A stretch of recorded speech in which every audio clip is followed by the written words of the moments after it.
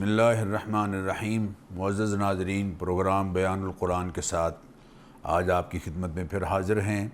آج انشاءاللہ العزیز قرآن کریم کے 27ویں پارے کے مضامین کا تذکرہ کریں گے۔ اختصار کے ساتھ چیدہ مقامات سے آیات آپ کے سامنے آئیں گی۔ پارے کا آغاز حضرت ابراہیم علیہ السلام کے پاس آنے والے ان فرشتوں کے تذکرے سے ہے کہ جو قوم لوط پر اللہ تعالیٰ کے کوڑے کو برسانے کے لیے آئے تھے۔ حضرت ابراہیم علیہ السلام کے پاس جب وہ مہمان آئے تو آتے ہی پہلے تو حضرت ابراہیم علیہ السلام کو انہوں نے بشارت سنائی کہ اللہ تعالیٰ آپ کو بیٹا عطا فرمانے والے ہیں، حضرت اسحاق علیہ السلام۔ تو میاں بیوی دونوں حیران ہوئے کہ اسباب بظاہر معدوم ہیں، لیکن اللہ تعالیٰ نے اپنے کرم اور فضل سے اسباب میں وہ تاثیر رکھ دی جس کے نتیجے میں اللہ تعالیٰ نے ان کو بیٹا عطا فرمایا۔ پھر حضرت ابراہیم علیہ السلام فرشتوں سے کہنے لگے، فما خطبکم ایھا المرسلون، اے اللہ کے فرشتوں، تمہیں کس مہم پر بھیجا گیا ہے؟ کون سی مہم تمہیں درپیش ہے؟ تو انہوں نے جواب میں کہا، انا ارسلنا الی قوم مجرمین، ہم ایک ایسی قوم کی طرف بھیجے گئے ہیں جو مجرم ہے، جو ایسا جرم کر رہی ہے ہومو سیکسولیٹی کا، ہم جنس پرستی کا، جس کی مثال انسانی تاریخ میں اس سے پہلے نہیں ملتی۔ چنانچہ اللہ تعالیٰ نے اس قوم کی ڈھٹائی کے نتیجے میں ان پر جو عذاب مسلط فرمایا اس کا یہاں تذکرہ فرمایا ہے۔ پھر حضرت موسیٰ علیہ السلام کا ذکر فرمایا کہ کس طرح سے فرعون اور اس کے حواریوں نے ان کی بات نہیں مانی، تو ان پر اللہ تعالیٰ نے کس طرح سے اپنا فیصلہ مسلط فرمایا۔ پھر حضرت ہود علیہ السلام کی قوم عاد کا تذکرہ ہے۔ پھر حضرت صالح علیہ السلام کی قوم سمود کا تذکرہ ہے۔ پھر قوم نوح کا تذکرہ ہے۔ یہ ان اقوام کے تذکرے اختصار کے ساتھ اس لیے کیے گئے کہ جس قوم نے بھی وقت کے نبی کی بات نہیں مانی وہ اللہ تعالیٰ کی پکڑ سے نہیں بچ سکی۔ اللہ تعالیٰ پھر اگلے رکوع میں آسمانوں کے پیدا کرنے اور ان میں جو پھر اللہ تعالیٰ جو وسعت پیدا کر رہے ہیں، یعنی پھیل رہی ہے یہ جو زمین اور آسمان جو پھیل رہے ہیں، اس کا تذکرہ اللہ تعالیٰ فرما رہے ہیں۔ اور فَفِرُّوا إِلَى اللَّهِ، حکم دیا ہے کہ پلٹو اور لوٹو اور دوڑو اللہ تعالیٰ کی طرف۔ اللہ سے دوڑ نہیں سکتے، کہاں جاؤ گے؟ اللہ سے بھاگ کر کہاں جاؤ گے؟ اللہ کی سلطنت سے تو نکل نہیں سکتے، اس لیے فرمایا فَفِرُّوا إِلَى اللَّهِ، دوڑو اللہ کی طرف، اس کی رحمت کے حصول کے لیے، اس سے بخشش طلب کرنے کے لیے آگے بڑھنے والے بنو۔ اور لا تجعلوا مع اللہ الہا آخر، اللہ تعالیٰ کے ساتھ کسی اور کو الہ مت بنانا۔ انی لکم منہ نذیر مبین، میں تمہیں واضح خبردار کرنے والا ہوں کہ شرک کے کیا نقصانات ہیں، میں تمہیں اس سے آگاہ کرنے والا ہوں، لہذا اللہ کے ساتھ کسی اور کو الہ نہیں بنانا ہے۔ پھر معروف آیت جو ہم سب سنتے ہیں، بار بار سنتے ہیں، وہ یہاں اللہ تعالیٰ نے فرمائی ہے، اور وہ ہے وَمَا خَلَقْتُ الْجِنَّ وَالْإِنسَ إِلَّا لِيَعْبُدُونَ، کہ ہم نے انسانوں اور جنوں کو ایک ہی غرض کے لیے پیدا کیا ہے، اور وہ یہ ایک ہی مقصد کے لیے پیدا کیا ہے، اور وہ یہ کہ وہ میری عبادت کرنے والے ہوں۔ عبادت سے صرف وہ ریچول جو اعمال ہیں ان کو بجا لانا کافی نہیں ہے معزز ناظرین، کیونکہ اگر 24 گھنٹوں میں ہم دیکھیں تو جو 5 نمازیں ہم ادا کرتے ہیں، زیادہ سے زیادہ ان پر 2-2.5 گھنٹے صرف ہوتے ہیں۔ عبادت سے مراد یہ ہے کہ ساری زندگی اللہ کی مان کر چلنا ہے۔ نبی کریم علیہ الصلوۃ والتسلیمات کی تعلیمات کی روشنی میں اللہ کی مان کر چلنے کا نام عبادت ہے۔ جب اللہ تعالیٰ کے حبیب کہیں کہ تم نے یہاں نماز نہیں پڑھنی ہے، پھر نماز بھی عبادت نہیں رہتی۔ جیسے عین طلوع آفتاب کے وقت، یا عین زوال کے وقت، یا عین غروب آفتاب کے وقت سجدے سے منع کر دیا گیا ہے، حالانکہ سجدہ عبادت ہے۔ تو معلوم ہوا کہ اللہ کی مان کر چلنا، نبی کریم علیہ الصلوۃ والتسلیمات کی تعلیمات کی روشنی میں مان کر چلنا، یہ ہے حقیقت میں عبادت۔ اور اللہ اپنے حبیب سے فرما رہے ہیں وذکر، انہیں یاد دہانی کراتے رہا کیجئے، فإن الذکریٰ تنفع المؤمنین، اس لیے کہ یہ یاد دہانی ایمان والوں کو فائدہ دیتی ہے۔ ان اللہ هو الرزاق ذو القوۃ المتین، حقیقی طور پر رزق عطا فرمانے والی ذات اللہ کی ذات ہے جو زبردست ہے، قوت کا مالک ہے۔ زبردست قوت کا مالک اللہ تعالیٰ کی ذات عالی، اسی سے ہی ہم رزق طلب کرنے والے بنیں گے۔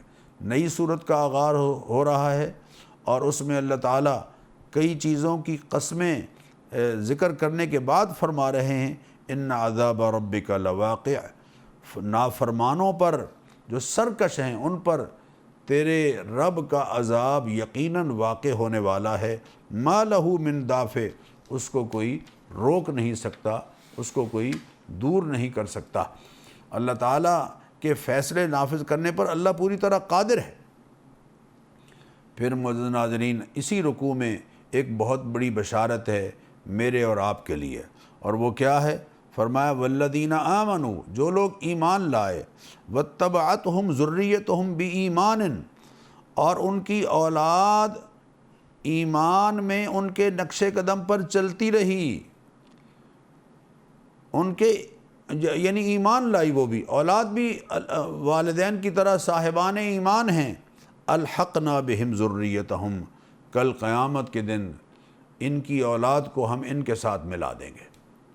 وما التناہم من عملہم من شیء، یعنی اعمال میں اگر تھوڑی بہت کمزوری بھی ہوئی اولاد کی طرف سے تو اللہ تعالیٰ ماں باپ کی آنکھیں ٹھنڈی کرنے کے لیے اولاد کو ان کے ساتھ ملا دیں گے۔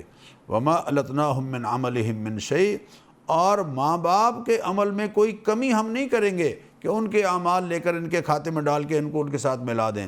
کل امرئ بما کسب رہین، ہر انسان اپنے کمائے ہوئے اعمال کے بدلے میں رہن میں ہے اللہ تعالیٰ کے حضور میں، اس کے اعمال کے مطابق اس کے ساتھ سلوک ہو رہا ہے۔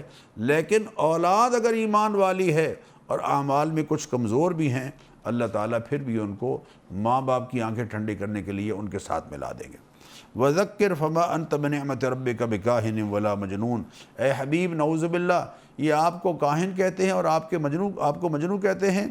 آپ پر آپ کے رب کا فضل ہے اور کرم ہے کہ آپ نہ کاہن ہیں، نہ مجنون ہیں، اور نہ شاعر ہیں، اور ان کو بتا دیجئے کہ انتظار کرو، کل قیامت کے دن ساری اس بات کا تمہارے سامنے فیصلہ ہو جائے گا۔ اور ام یقولون تقولا، یہ کہتے ہیں کہ آپ قرآن کریم کو اپنے پاس سے گھڑ کے لائے ہیں اور اس آپ کی بات کو مانتے نہیں ہیں۔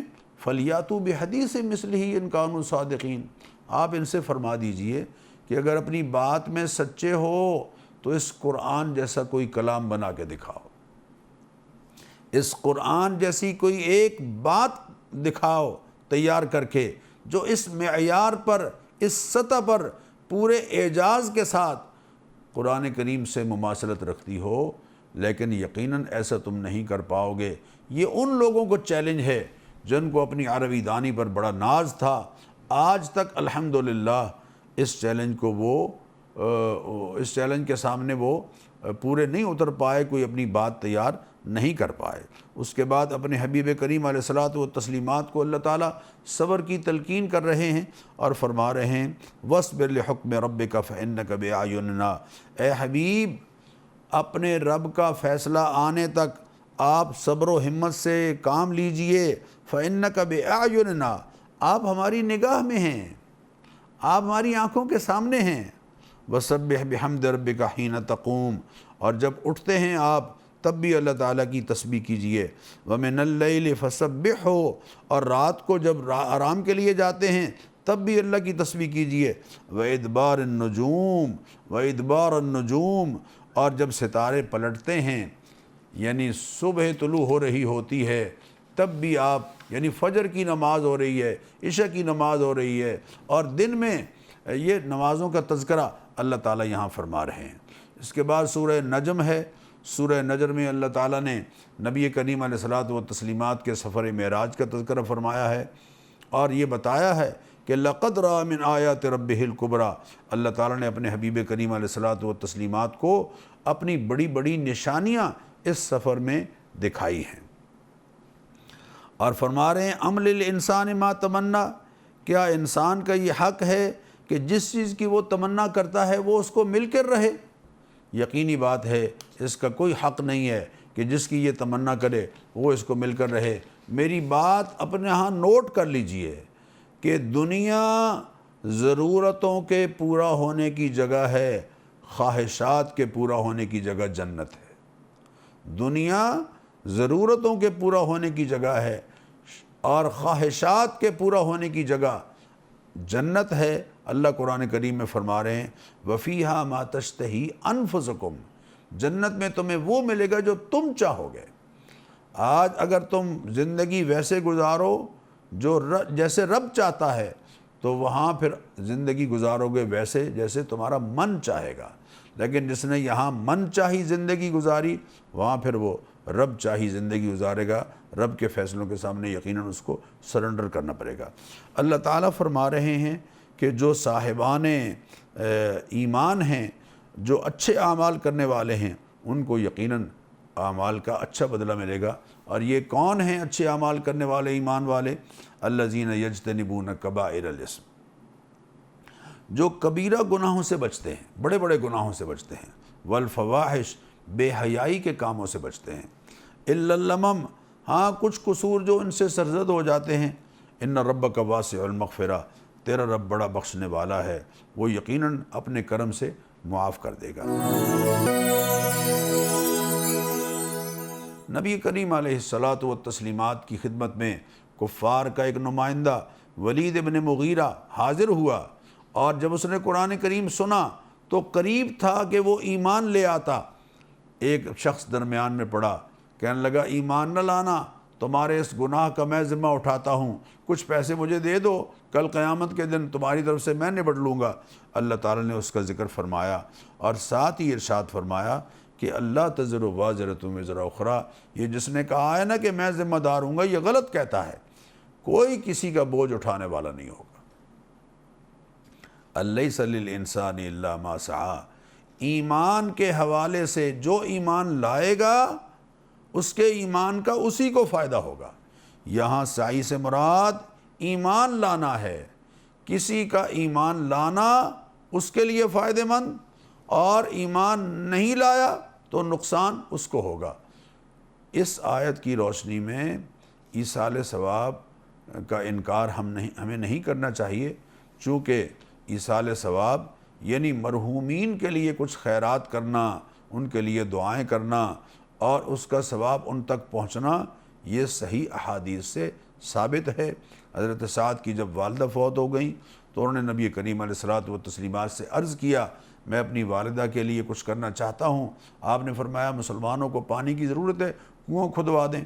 تو انہوں نے کنواں کھدوایا اور وہ بئر ام سعد کے نام سے مشہور ہو گیا، اور حضرت سعد نے عرض کیا کہ اس کا جو اجر و ثواب ہے اللہ تعالیٰ میری والدہ کو عطا فرمائے۔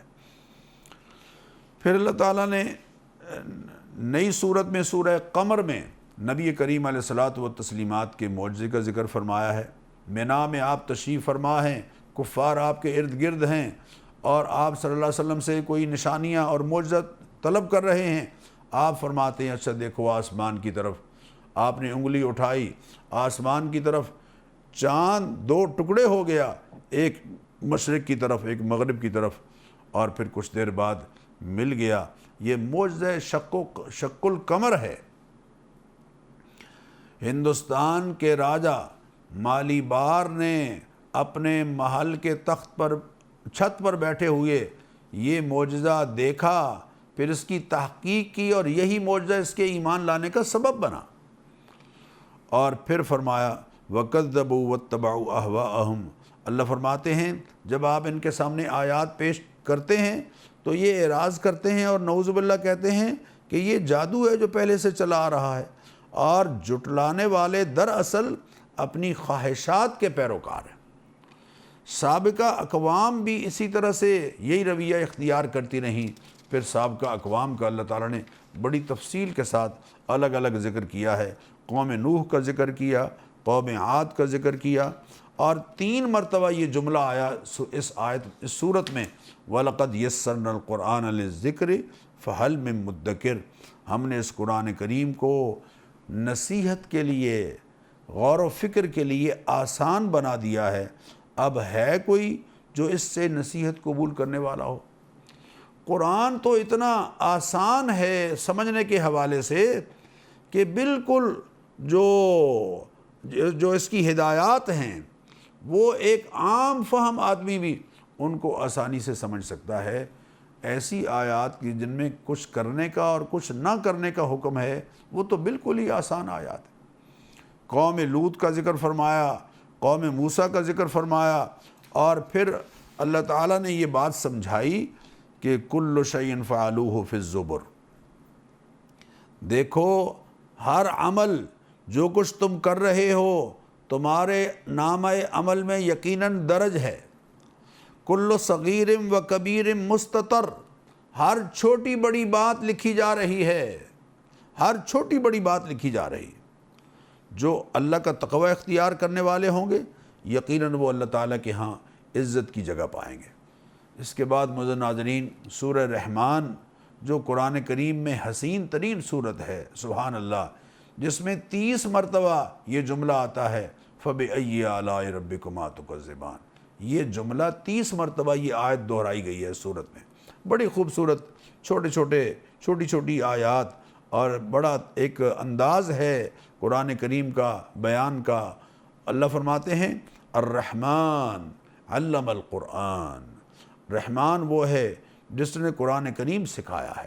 خلق الانسان علمہ البیان، اور انسان کو پیدا کیا ہے اور اسے بولنا سکھایا ہے۔ دیکھیے تخلیق بھی اللہ کا انعام ہے، لیکن تخلیق انسانی سے بڑا انعام قرآن کریم عطا کرنا ہے، اس لیے بڑے انعام کا پہلے ذکر کر دیا۔ حالانکہ پیدا تو انسان پہلے ہوتا ہے اور بعد میں سیکھتا ہے، لیکن اللہ تعالیٰ نے جو بڑا انعام تھا اس کی عظمت کی خاطر اس کو پہلے ذکر کیا، اور تخلیق جو انعام ہے اور بولنا جو سکھایا ہے اس کا ذکر بعد میں کیا ہے۔ اور پھر فرمایا کہ جتنے ہم نے یہ سارے آسمان و زمین میں ایک توازن رکھا ہے، ایک اعتدال رکھا ہے، یہ تمہیں درس دے رہا ہے کہ دیکھو ڈنڈی نہیں مارنی ہے، ہم نے کہیں بھی نظام توازن میں گڑبڑ نہیں ہونے دی، لہذا تم بھی میزان میں گڑبڑ مت کرو، اللہ تطغوا فی المیزان، تم بھی عدل اور توازن میں خلل ڈالنے والے نہ بنو۔ وَأَقِیمُوا الْوَزْنَ بِالْقِسْطِ، ناپ تول صحیح رکھو انصاف کے ساتھ، وَلَا تُخْسِرُوا الْمِیزَان، اور تولتے وقت چیزیں کم نہ دیا کرو۔ ہم اپنے معاشرے میں ذرا غور کریں کہ سبزی بیچنے والے سے لے کر پیٹرول بیچنے والے تک کہاں ہر بندہ دوسرے کو داؤ لگا رہا ہے اور کم دول رہا ہے اور کم ناپ رہا ہے۔ اللہ تعالیٰ ہمیں اس سے منع فرما رہے ہیں۔ اللہ تعالیٰ نے لذیذ پھلوں کا، کھجوروں کا اور غلافوں میں لپٹے ہوئے پھلوں کا اور گندم کا اور دوسرے غلوں کا ذکر کر کے فرمایا فَبِأَيِّ آلَاءِ رَبِّكُمَا تُكَذِّبَانِ، اے انسانوں اور اے جنوں، اللہ تعالیٰ کی کون کون سی نعمتوں کو تم جھٹلاؤ گے۔ حدیث میں آتا ہے کہ جب یہ جملہ آئے تو ہمیں کہنا چاہیے، حدیث سے گویا سبق ملتا ہے کہ لا بشیء من نعمک ربنا نکذب فلک الحمد، اے اللہ ہم تیری کسی نعمت کو نہیں جھٹلاتے، سب تعریفیں تیرے لیے ہیں، تو نے نعمتیں بکھیر دی ہیں ہمارے لیے۔ یعنی 30 مرتبہ یہ جملہ یہاں اللہ تعالیٰ ذکر فرما رہے ہیں۔ رب المشرقین و رب المغربین، وہ مشرقوں کا بھی رب ہے، مغربوں کا بھی رب ہے۔ مشرق اور مغرب ہر روز جہاں سے سورج نکلتا ہے اگلے دن وہاں سے جگہ اس کی بدلی ہوئی ہوتی ہے، اس لیے مشارق اور مغارب بھی کہا گیا، اور ایک کنارے سے لے کے دوسرے کنارے تک وہ پورا مشرق، اس کو مشرقین کہا گیا، اور اسی طرح مغربین، ہر روز جہاں غروب ہوتا ہے وہ پہلے دن سے بدلی ہوئی جگہ ہوتی ہے۔ پھر اللہ تعالیٰ نے مجرموں کا ذکر فرمایا اور فرمایا کہ یعرف المجرمون بسیماہم، مجرمون اپنے چہروں سے پہچانے جا رہے ہوں گے، فیؤخذ بالنواصی والاقدام، اللہ اکبر، پیشانیوں اور قدموں سے پکڑ پکڑ کر انہیں ان کی سزا والی جگہ پر پھینکا جا رہا ہوگا۔ پھر اللہ تعالیٰ فرما برداروں کا ذکر فرما رہے ہیں، وَلِمَنْ خَافَ مَقَامَ رَبِّهِ جَنَّتَانِ، جو اس سے ڈرنے والے ہیں، اس کے فرما بردار ہیں، ان کے لیے تو دو دو جنتیں ہیں۔ اللہ اکبر۔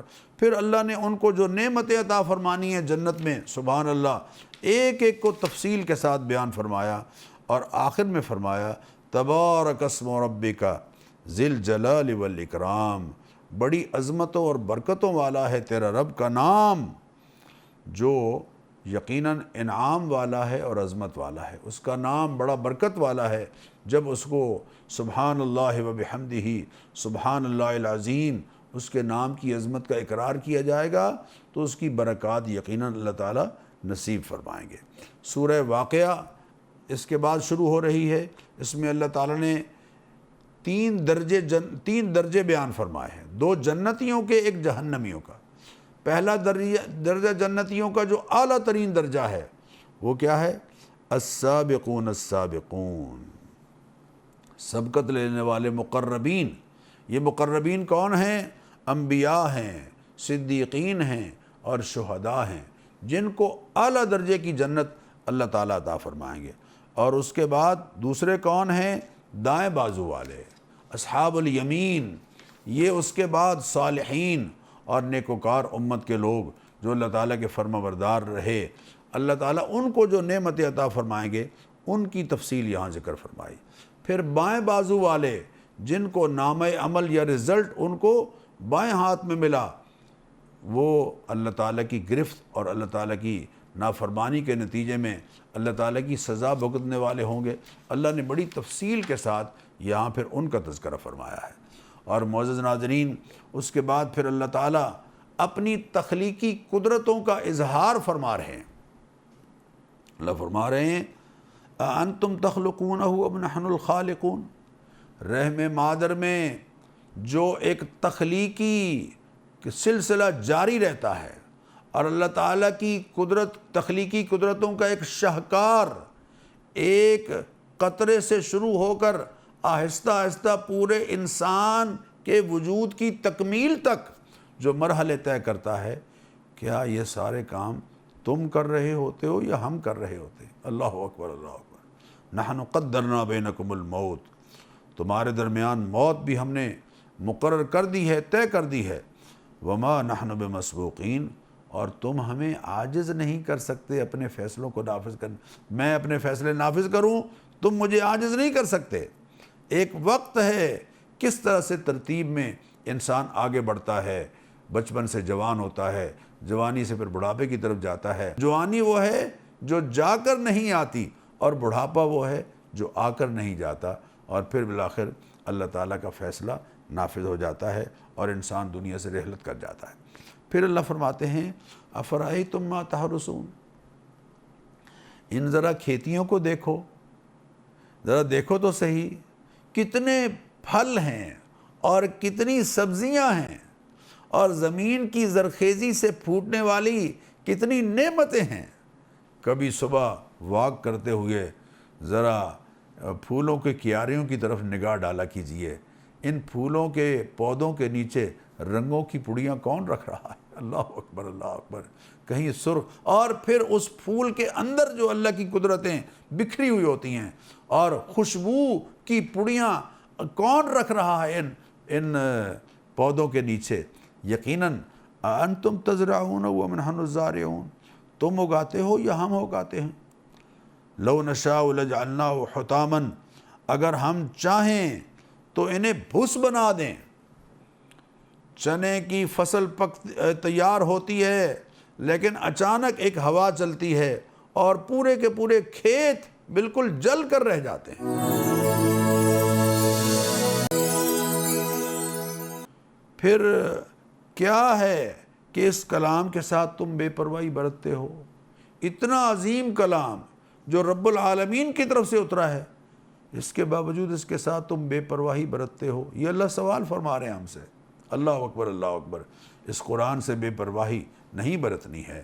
نحن اقرب الیہ منکم ولکن لا تبصرون، ہم تو شارق سے بھی زیادہ تمہارے قریب ہیں، لیکن تمہیں نظر نہیں آتے۔ یقیناً پھر آخر میں فرمایا فسبح باسم ربک العظیم، اپنے رب کی تسبیح کرتے رہیے۔ سورہ حدید کا آغاز اللہ تعالیٰ کی حمد و ثنا سے ہو رہا ہے۔ سبح للہ ما فی السماوات والارض وہو العزیز الحکیم، تمام تسبیحات اس اللہ کے لیے ہیں، ہر چیز نے اس کی تسبیح بیان کی ہے جو آسمانوں میں ہے اور زمین میں ہے، آسمانوں و زمین کی ہر شے اس کی تسبیح کر رہی ہے۔ وہو العزیز الحکیم، اور وہی زبردست ہے اور وہی بڑی حکمت والا ہے۔ لہو ملک السماوات والارض، آسمان و زمین کی سلطنت اور بادشاہت حقیقی طور پر اسی کے لیے ہے۔ یحیی و یمیت، وہ زندگی بھی بخشتا ہے، وہ موت بھی دیتا ہے۔ وہو علی کل شیء قدیر، اور ہر شے پر وہ پوری قدرت بھی رکھتا ہے۔ هو الاول، وہ سب سے پہلے ہے۔ هو الآخر، اور سب چلے جائیں گے، بعد میں وہی ہوگا۔ الظاہر، اپنی قدرت کی نشانیوں سے ظاہر ہے۔ والباطن، اور دکھائی نہیں دیتا۔ وہو بکل شیء علیم، اور ہر چیز کا پورا علم رکھنے والا ہے۔ اور پھر اگلا جو جملہ ہے معزز ناظرین، وہ بہت غور طلب ہے، اور وہ ہے وَهُوَ مَعَكُمْ أَيْنَمَا كُنْتُمْ، تم جہاں کہیں بھی ہو وہ تمہارے ساتھ ہے۔ معزز ناظرین، اگر یہ بات مجھے سمجھ آ جائے کہ میں جہاں کہیں بھی ہوں میں اللہ کی نگاہ میں ہوں، اللہ میرے ساتھ ہیں، اللہ اپنے علم اور قدرت کے ساتھ میری ایک ایک بات، میرے ایک ایک انگ، میرے ایک ایک قدم، میرے ایک ایک عمل کو پوری طرح سے اپنی نگاہ میں رکھے ہوئے ہیں، یقین کیجئے یہ اگر ہمیں حقیقتاً اپنی عملی زندگی میں پوری طرح سے سمجھ آ جائے تو ہم بہت سی خرابیوں سے یقیناً بچے رہیں گے۔ ہم کیمرے کی نگاہ، ہم اگر کہیں پڑھ لیتے ہیں نا کہ کیمرے کی آنکھ آپ کو دیکھ رہی ہے تو ہم احتیاط کرتے ہیں، اور اللہ فرما رہے ہیں وَهُوَ مَعَكُمْ أَيْنَمَا كُنْتُمْ، تم جہاں کہیں بھی ہو میں تمہارے ساتھ ہوتا ہوں۔ تو اللہ کی معیت کے دو معنی ہیں، ایک ہے اللہ اپنے علم اور قدرت کے ساتھ تمہیں دیکھ رہا ہے، اور ایک ہے اللہ اپنی نصرت اور مدد کے ساتھ ہر لمحہ تمہارے ساتھ ہے۔ اللہ ہمیں یہ اس سٹیج پر لے آئے، اپنے اعمال کے ذریعے سے اللہ کی رضا اور خوشنودی حاصل کر کے اس سطح پر پہنچ جائیں کہ اللہ کی نصرت اور مدد ہر لمحہ ہمارے ساتھ ہو۔ اس کے بعد ایک بڑی بات مال کے حوالے سے اللہ فرما رہے ہیں آمنوا باللہ ورسولہ، ایمان لاؤ اللہ پر اور اس کے رسول پر، وانفقوا، اور خرچ کرو، مما جعلکم مستخلفین فیہ، اس مال میں سے جس میں اس نے تمہیں اپنا نائب بنایا ہے، تم مالک نہیں ہو۔ سرمایہ دارانہ نظام میں اور اسلام کے نظام مالیات میں یہ بنیادی فرق ہے کہ سرمایہ دارانہ نظام میں بندہ سمجھتا ہے میں ہی مال کا مالک ہوں، جیسے چاہوں کماؤں اور جہاں چاہوں خرچ کروں، لیکن اسلام کے نظام مالیات میں ہمیں یہ سمجھایا جا رہا ہے کہ مالک تم نہیں ہو، مالک اللہ ہے، یہ مال تمہارے پاس امانت ہے، تم نے وہاں سے کمانا ہے جہاں وہ اجازت دے، اور وہاں خرچ کرنا ہے جہاں وہ خرچ کرنے کی اجازت دے۔ اور فالذین آمنوا منکم وانفقوا، جو تم میں سے ایمان لائے اور اللہ کی راہ میں اس کی مخلوق پر مال خرچ کرتے ہیں، لہم اجر کبیر، ان کے لیے بہت بڑا اجر ہے۔ اور وما لکم لا تنفقوا فی سبیل اللہ، تمہیں کیا ہو گیا ہے اللہ کی راہ میں مال خرچ نہیں کرتے ہو؟ وَلِلَّهِ مِيرَاثُ السَّمَاوَاتِ وَالْأَرْضِ، حالانکہ آسمان و زمین کی میراث تو اللہ کے لیے ہے، تم نے تو چھوڑ کے چلے جانا ہے، تم نے جو تمہارے پاس آیا ہے وہ کوئی چھوڑ کر گیا ہے، اور جو تمہارے پاس ہے موجود وہ تم نے چھوڑ کر جانا ہے، اس لیے کہ اِنَّا نَحْنُ نَرِثُ الْأَرْضَ وَمَنْ عَلَيْهَا، زمین اور زمین کے اوپر جو کچھ ہے اس کے حقیقی وارث تو ہم ہیں، پلٹ کر تو ہمارے پاس ہی آنا ہے۔ اللہ اکبر۔ کتنے لوگ ہیں جن کی ملکیت میں زمینیں تھیں اور ان کی ملکیت کی زمینوں میں ٹرین چلتی رہتی تھی گھنٹوں، لیکن جب وہ فوت ہوئے تو ان کو بھی 2 گز کی زمین ملی، ساری زمین یہیں رہ گئی، ساری زمین یہیں رہ گئی۔ کتنے قریب کے دور میں ہمارے ہاں، قریب کے دور میں ایسے سربراہان مملکت، ایسے بادشاہ جو خود کو عقل کل سمجھتے تھے اور مختار کل سمجھتے تھے، وہ ہمارے اس پچھلے 50-60 سال کے دور میں گزرے ہیں، لیکن کئی ایسے بھی ہیں کہ جن کے لیے مرنا بھی مشکل ہو گیا اور جن کو زمین نے بڑی مشکل سے قبول کیا ہے۔ اللہ فرما رہے ہیں کہ من ذا الذی یقرض اللہ قرضا حسنا، یہاں اللہ نے ان صحابہ کا ذکر کیا جو فتح مکہ سے پہلے ایمان لائے، اور ان کا بھی ذکر کیا جو فتح مکہ کے بعد ایمان لائے، اور ساتھ ہی فرمایا کہ دونوں برابر تو نہیں ہو سکتے، لیکن کلم وعد اللہ الحسنی، سب کے ساتھ اللہ نے جنت کا وعدہ کیا ہے۔ تو فتح مکہ سے پہلے ایمان لانے والے اور فتح مکہ کے بعد ایمان لانے والے، اللہ جب ان سے جنت کا وعدہ کر رہے ہیں تو ہمیں کیا اعتراض ہے جی؟ ہمیں تو اعتراض کرنے کا کوئی حق نہیں ہے۔ اللہ فرما رہے ہیں کہ جو اللہ تعالیٰ کو قرض حسن دیتا ہے فَيُضَاعِفَهُ لَهُ، اللہ اس کو بڑھا کر واپس دے گا، وَلَهُ أَجْرٌ كَرِيمٌ، اور اس کے لیے بہترین اجر ہے۔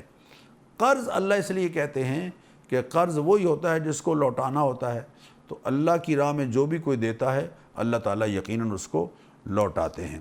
پھر ان لوگوں کا تذکرہ کیا کہ جن کے دل قرآن کریم سن کر دہل جاتے ہیں۔